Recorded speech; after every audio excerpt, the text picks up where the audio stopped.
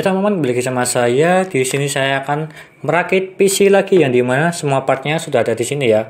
Ini adalah PC untuk gaming dan juga editing, semuanya bisa lancar. Nanti saya akan tes untuk gaming Valorant dan juga PUBG Lite dan juga render video menggunakan Sony Vegas. Dan di sini semua partnya dan totalnya semua itu hampir 11 juta, Nanti saya akan kasih rincian part-partnya itu berapa harganya semua. Dan juga nanti di akhir video saya akan kasih list-listnya semua part-partnya, dan juga di deskripsi ada linknya semua. Tinggal beli aja, kecuali yang saya beli online ya. Seperti itu. Dan di sini untuk gaming editing sangat rekomend sekali. Tetapi harganya itu agak mahal sedikit ya, dikarenakan ini pada musimnya naik-naik semua. Seperti contoh ini ya, VGA-nya 1650 Super yaitu naik sampai 1 juta. 1 juta lebih sih kalau sekarang kalau nggak salah. Dan di sini saya merakit dengan temanya itu putih merah. Yang dimana ini ya, casingnya putih. Ini adalah Battleground N11, mereknya Simbada kalau nggak salah. Dan di sini warnanya putih semua full. Dan juga ada fan Armageddon, ini ada 1, 2, 3, 4 berwarna merah. Dan juga RAM-nya juga berwarna merah. Ininya juga merah, SSD M.2 NVMe. Dan juga ini ada CPU cooler Hyper H410R yang berwarna merah juga fan-nya. Tapi ininya berwarna putih. Seperti itu. Dan sebelum saya lanjutkan untuk menjelaskan semuanya ini satu-satu part-partnya, jangan lupa klik subscribe ya teman-teman di pojok kanan bawah tuh ya, tinggal diklik seperti itu. Dan kita lanjutkan saja. Yang pertama kita akan memberitahu apa aja part-partnya. Yang pertama sangat jelas sekali ini ya, Intel 10400F Core i5. Ini tuh harganya sekitar 2,3 kalau nggak salah. Saya kasih harga di bawah ini ya, supaya kalian bisa membandingkan juga apakah murah atau mahal jika dibandingkan dengan harga sekarang. Ini tuh saya membelinya pada pertengahan Februari. Di sini saya memilih ini karena mempunyai 6 core dan juga 12 thread. Untuk editing maupun gaming sangat bagus sekali dan juga rekomen lah. Dan juga best seller sih kalau ini. Dan juga harganya untuk ini dia tuh harganya masih stabil. Naik sedikit sih, tapi masih stabil lah. Jika dibandingkan dengan yang Core i3-nya dia tuh sangat naik sekali. Hampir 1,7 sampai 1,9 kalau yang Core i3-nya. Maka dari itu mending beli yang Core i5 sekalian aja sih, langsung terpaut 600.000 lah. Dan lalu selanjutnya saya menggunakan Mobo nih ya, B460M Pro 4 nih ya, Pro Series. Di sini kenapa saya memilih ini, karena ini kan ya Core i5 seri F, jadinya saya memilih B460. Dan juga yang Pro 4 ya karena dia itu mempunyai 4 slot RAM. Jika dibandingkan yang ASRock yang biasa yang seri H, dia itu tidak rekomend sih kalau yang serinya F. Kalau Intelnya seri F lebih baik menggunakan B460 atau seri B lah. Dan juga ini harganya cukup murah sih, 1.415.000. Saya membeli di daerah saya sendiri dan juga barangnya agak sulit sih. Tetapi saya juga dapat sih barangnya ini. Di sini itu ada heatsinknya. Jadi bagus lah, terlihat putih-putih, dan juga ada RGB di bagian pojok kanannya. Cuma 1 thread aja sih, tapi nggak masalah juga untuk menghiasi PC kalian. Dan juga selaras dengan ini ya, casingnya ini. Selanjutnya saya menggunakan RAM ini ya, RAM Geske Victros, ini baru ya. Ini tuh harganya sekitar 1.070.000 kalau nggak salah. Ini baru ya, ini masih segel. Dia tuh garansinya NJT ya, Nusantara Jaya Teknologi. Ini garansinya ini lifetime. Dan kenapa saya memilih ini dan tidak memilih yang RGB, karena ya untuk menghemat budget juga sih. 1.070.000 warna merah. Kan temanya kan putih merah. Merah putih lah, Indonesia lah. Dan selanjutnya saya menggunakan ini ya, VGA-nya GeForce GTX 1650 Super yang harganya sangat mahal sekali. Kalau sekarang tuh saya membelinya 3,6 juta. Kalau dulu sekitar November kayak September kayak dia tuh masih 2,5. Paling murah lah kalau inilah. Sekarang naik 1 juta lebih sedikit. Ya gara-gara miner sih. Jadinya naik semua VGA serinya 1650. Dan juga VGA second dia tuh juga pada naik sih, seperti 1050 Ti, 750 Ti juga naik sih. Jadinya ini dia tuh ya worth it atau tidak untuk sekarang, ya kurang worth it sedikit sih. Jadinya nggak tahu sih kapan turunnya, mungkin agak lama turunnya, mungkin di akhir tahun ini. Jika kalian pengen cepat silahkan beli aja daripada nanti naik ke 4 jutaan, jadi ya nggak rekomend sih. Tetapi yang serinya TUF dia tuh 4,1 juta, sangat mahal sekali serinya TUF ya. Dan selanjutnya saya menggunakan ini ya, SSD M.2 yang dimana mereknya RX7. Ini NVMe ya, bukan yang M.2 biasa ya. M.2 NVMe. Di sini ada tulisannya atau centang. RX7 itu aku juga baru tahu sih, ini mereknya baru di pasaran karena ada banyak brand yang baru, SSD maupun M.2. Ada banyak lah brand lah. Seperti Jolly apa gitu juga lupa, dan juga Genuine juga baru, dan juga yang lainnya lah. Ini juga baru dan juga sudah mengeluarkan NVMe M.2. Ya, nanti saya akan tes apakah bagus atau tidak. Dan selanjutnya saya menggunakan power supply ini ya, Cooler Master Elite V4 500 watt. Ini sangat rekomend sih kalau dari saya, karena saya itu suka Cooler Master di bagian power supply-nya ya. Khusus power supply itu saya menggunakan Cooler Master karena saya sudah nyaman aja sih. Kalau di PC saya itu menggunakan MWE450 yang terkenal dulu lah, sampai sekarang masih hidup dan juga sangat awet sekali kalau yang itu ya, MWE450. Maka dari itu racikannya ini saya menggunakan Cooler Master ya, bagus lah. Selanjutnya saya menggunakan ini ya, CPU coolernya Cooler Master Hyper 410R. Ini ya warnanya merah sih fan-nya ini ya, dan juga memiliki 4 pipa di bagian bawahnya ini. Dan juga harganya ini sekitar hampir 300.000, hampir ya, sekitar 280-an kalau enggak 290 ribuan lah. Kalau yang ini sekitar 560.000 kalau yang ini. Kalau ongkirnya paling kena 1 kilo lagi sih, karena ya beratnya sih 2,5 atau 2 kilo lah inilah power supply-nya. Dan selanjutnya saya menggunakan hard disk BD Blue yang dimana 1 tera. Barangnya belum datang, datangnya besok. Sekitar harga 300 ribuan, 300.000 atau 310 lah. Saya kasih harga di sini, barang itu belum datang, besok baru datang. Maka dari itu sebagai tambahan aja ya untuk hard disknya, karena di sini juga nggak ada hard disknya. Dan selanjutnya saya menggunakan casing ini ya, casing Battleground, mereknya Simbada Battleground N11 kalau nggak salah. Yang dimana casingnya ini full putih semua, kecuali kabel dan juga bautnya masih hitam, tetapi ini full putih semua di bagian bawah, tengah dan juga belakang full putih semua. Jadinya selaras lah, meskipun merek Simbada sih, tapi nggak masalah juga sih untuk casingnya. Yang penting power supply-nya jangan Simbada, kalau nggak nanti terjadi sesuatu yang aneh-aneh. Maka dari itu casingnya bagus sih kalau ini. Dan ini harganya sekitar 400.000. Saya itu membeli di daerah saya di Solo. Kalau misalkan di Jakarta, di Bandung, atau di Surabaya, mungkin harganya sekitar di bawah 400 ya. Paling ya terpaut 20.000, 30.000 ya. Ya seperti itulah. Untuk casing membeli di daerah kalian, jangan membeli online. Dan juga yang terakhir, saya tuh menggunakan fan case yang dimana menggunakan merek Armageddon. Simbada kalau nggak salah dia itu tidak mengeluarkan fan, jadinya ya merek Armageddon aja lah. Yang murah-murah berwarna merah. Nih ya, merah.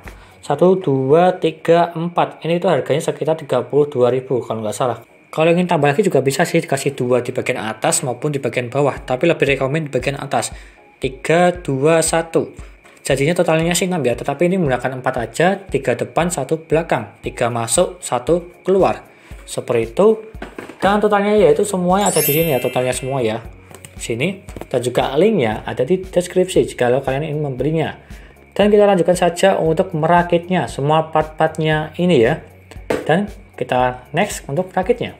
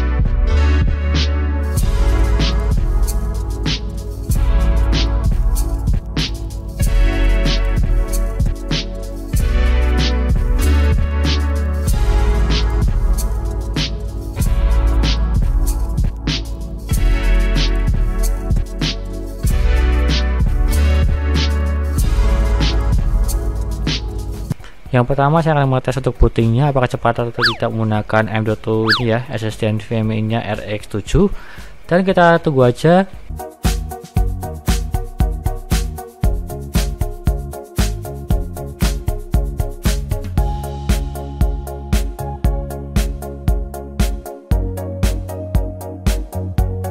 Dan hasilnya 18 detik, cepat atau tidak? Kalau menurutku ini sangat cepat sekali ya, NVMe ya wajar sih. Di bawah 20 detik, biasanya rata-rata seperti itu kalau NVMe. Dan kita lanjutkan saja untuk HD Sentinel, kita cek SSD dan juga harddisknya. Yang SSD yang pertama yaitu 100% semua.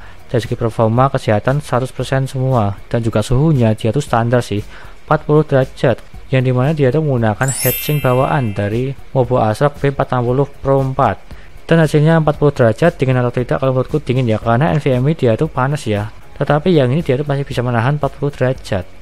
Dan selanjutnya harddisknya juga sama ya, 100% semua. Performa dan juga kesehatannya dan juga suhunya 33 derajat. Meskipun ini harddisk second, tapi masih bagus sih, kayak baru lah. Seperti itu. Dan kita lanjutkan saja untuk Crystal Disk Mark yang serinya ke-6, yang dimana untuk mengetes kecepatan SSD M.2 nya NVMe RX 7. Dan kita tes, dia itu mendapatkan 1928 untuk membacanya dan juga menulisnya 1071.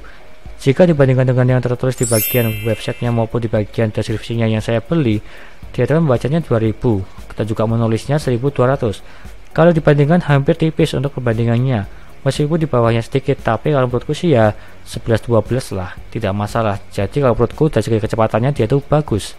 Dan kita lanjutkan saja ke HW monitor, yang dimana saya akan mengetes untuk suhunya. Suhu minimal dia itu mendapatkan 32 derajat, yang dimana menggunakan Cooler Master Hyper HAM 410R.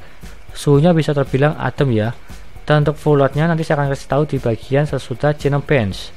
Dan selanjutnya saya akan mengetes menggunakan Cinebench R15, yang dimana pada saat saya mengetes CPU nya dia itu mendapatkan skor 1331 CP, terbilang cukup tinggi untuk rata-rata Core i5. Dan juga lalu OpenGL nya dia itu mendapatkan 148, yang dimana Core i5 10400F berkolaborasi dengan GTX 1650 Super mendapatkan 148 fps. Dan kita kembali ke HW monitor, yang dimana dia itu untuk suhu maksimalnya mendapatkan 59 derajat, bisa dibilang dingin, tidak menyentuh 60 derajat. Jadi rekomend lah kalau menurutku lah. Harga di bawah 300.000 mendapatkan suhu yang lumayan dingin jika dibandingkan dengan CPU cooler yang dimana di bawah harga 300.000 ya. Dan kita lanjutkan saja untuk tes render video, yang dimana saya mengetes menggunakan Adobe Premiere, yang dimana ukuran video yang saya ekspor tersebut saya lupa sih Full HD atau tidak, tetapi ya seperti itulah, yang dimana saya akan membandingkan dengan prosesor dan juga VGA menggunakan CUDA Core, yang dimana prosesor dia mendapatkan 3 menit 39 detik, tetapi jika dibandingkan dengan VGA yang menggunakan CUDA Core dia itu mendapatkan 1 menit 57 detik, hampir setengahnya ya jika dibandingkan ya. Jadi lebih rekomen menggunakan VGA yang ada CUDA Core-nya supaya lebih cepat lah untuk merender video maupun editing, semua lebih cepat jika dibandingkan dengan prosesor ya. Seperti itu. Dan selanjutnya untuk tes gamenya saya tes di Valorant aja, yang dimana PUBG Lite-nya dia itu pada saat saya install dia itu error dan tidak bisa jalan, jadinya Valorant aja lah, nggak masalah. Yang dimana saya akan mengetes Valorant di Full HD, speknya low, medium, high, yang dimana low dia itu mendapatkan minimal 162 fps untuk minimalnya, dan juga maksimalnya 273 fps, dan juga rata-ratanya dia itu 223 fps. Ini di settingan Full HD ya, dan juga di low. Kita naikkan ke medium, jadi mana dia itu mendapatkan 167 untuk minimalnya untuk medium, dan maksimalnya yaitu 265 fps, tetapi rata-ratanya 218 fps, masih sangat nyaman sih. Kita naikkan lagi ke high, yang dimana minimalnya mendapatkan 155 fps dan juga maksimalnya 244 fps, serta rata-ratanya yaitu 210 fps. Jika kalian menggunakan monitor yang dimana 144 Hz, ini sangat rekomend sekali sih untuk settingan high, tetapi monitornya harus 144 Hz ya supaya lebih maksimal lah. Kalau 60 Hz ya cuma masih 60 fps terbatasnya. Kalau PUBG Lite, PUBG Mobile atau PUBG Steam, kalau menurutku sih ini masih sanggup sekali sih kalau menurutku. Atau enggak kalian bisa cek di YouTube channel lainnya, yang dimana dia itu mengetes 10400F dengan GTX 1650 Super di berbagai game. Pasti dilibas lah semuanya lah, meskipun tergantung settingannya kalau game-game berat ya. Seperti itu. Lalu tes yang terakhir kita cek dari segi wattnya, yang dimana pada saat saya diem aja di desktop tidak melakukan apa-apa, dia itu mendapatkan 45 watt untuk minimalnya ya, minimal mentok bawah 45 watt. Tetapi pada saat saya bermain game atau render atau yang lainnya, dia itu maksimal 168 watt. Itu maksimalnya sih. Mungkin bisa lebih dari itu ya, mungkin tergantung softwarenya yang menggunakan CPU dan juga VGA nya 100%, mungkin bisa di atas 200an ya. Tetapi pada saat saya ngetes di gaming maupun editing rendering, dia itu 168 watt aja. Jadi tidak terlalu tinggi lah untuk wattnya lah. Dan juga power supply-nya dia itu aman untuk mengangkat ini. Jadi sekian itu aja untuk tesnya semua dari segi suhu, game, skor, dan juga yang lainnya. Dan semua linknya ada di deskripsi untuk part-partnya ini ya. Jika kalian ingin seperti ini atau part-part seperti ini atau ingin diganti atau yang lebih murah, silahkan DM di Instagram saya DioPSD. Untuk request atau tanya-tanya silahkan ke DM saya ya. Dan ini adalah harga pada saat pertengahan Februari. Mungkin harganya bisa naik bisa turun juga kurang tahu sih, dan juga stoknya ya random ya. semoga aja turun. Tetapi kalau VGA dia tuh naik kalau sekarang sekitar 4 juta. Kalau yang ini kan 3,6, kalau sekarang naik 4 juta kalau nggak salah ya. Tinggal Anda sesuaikan aja dengan budget kalian. Dan terima kasih sudah menonton, dan juga jangan lupa like dan subscribe, dan nantikan videonya mengenai rakit PC Intel maupun AMD gaming maupun editing. Dan juga jangan lupa share ke teman-teman kalian yang ingin rakit PC. Dan terima kasih sudah menonton.